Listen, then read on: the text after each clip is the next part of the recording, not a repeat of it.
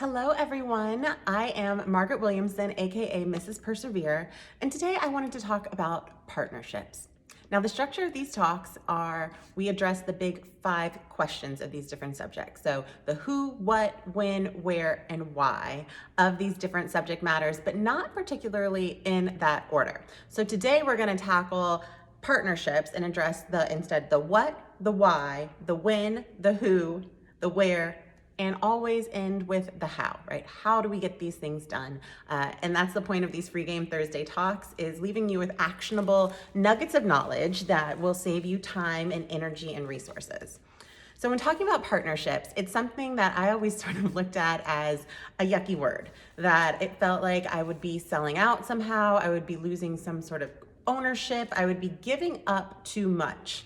Right? But what does that sound like? It doesn't sound like a partnership. That sounds like a transactional relationship, a contractual relationship, right? An exchange of ownership. And that's not what partnerships are about, okay?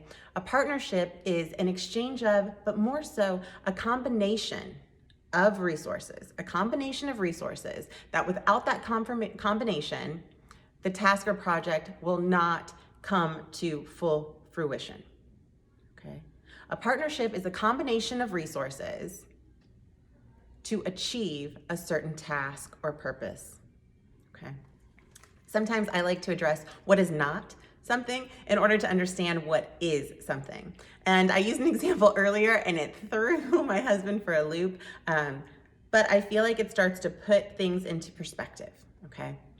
If you are a business owner and you are looking to do a collaboration, right, with something, what do you think that means? Is that a partnership or is that a transaction, right? Okay. If I were to go and partner, right, with Nike, what would I anticipate that means? If I were to go and collaborate with Nike, what do I think that means, right? And here's a good way to separate those two, all right? If the other person in the relationship does not need your resources in order to be successful at this project or task, then it is not a partnership, okay? So in that scenario, me as Persevere, as amazing as we are and as much as we bring to the table, it would be very difficult for me to partner with Nike in their footwear category because they are not dependent upon the resources of Persevere in order to be successful in the project or the goal of selling footwear. But if I were to partner with Nike on an initiative to increase the number of family-owned fashion brands, well, then that could be a partnership because they will be looking at our expertise, our unique set of knowledge in order to accomplish that new task or goal that they've set out to do. Right? Okay. So that is what is a partnership: combination of resources in order to achieve a task or goal. Why would you want to have a partner, right?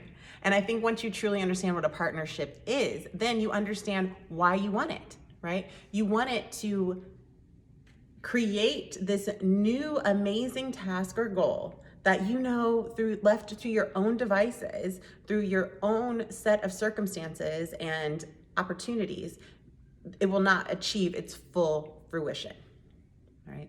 And we've sort of hurt ourselves for many years because I had a negative view of partnerships.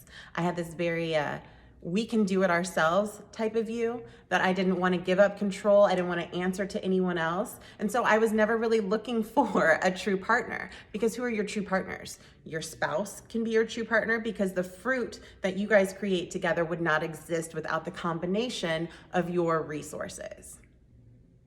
Make sense? Okay. So you need a partner when you're ready to take some idea or task or project or goal to a level that is beyond your individual contribution capabilities, okay? When do you look for a partner? Well, you want to look for a partner when you feel like you've done all that you can do and it still isn't there, right? When you've kind of exhausted the capacities of your time commitments, that your sacrifice equation is getting a little bit off balance, that you're starting to sacrifice family for work, or you're trying to sacrifice work for family, that your give and take equation in life is out of whack. It's not computing, right? So that means it might be time to add a partner so that then you have a combination of resources to really elevate that task or project or goal that you've been working on, okay? Now we say, who should you look for to partner with, right?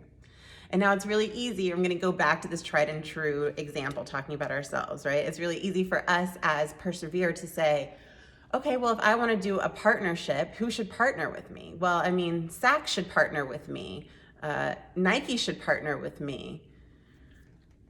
Everyone should partner with me is, you know what I mean, kind of how I should think. But then I remember, what is a true partnership? I'm looking for someone who is codependent, right? Who is going to be dependent upon the resources that I can bring to the table in order to accomplish this task or goal or purpose.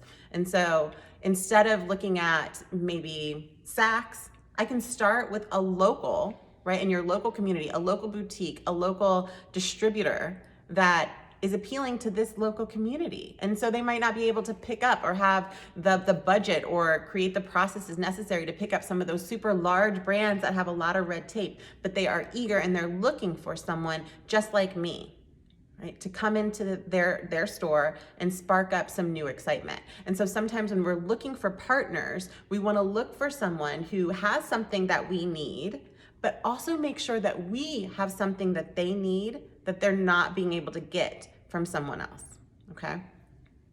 Where should you find your partners? Now that's an interesting question.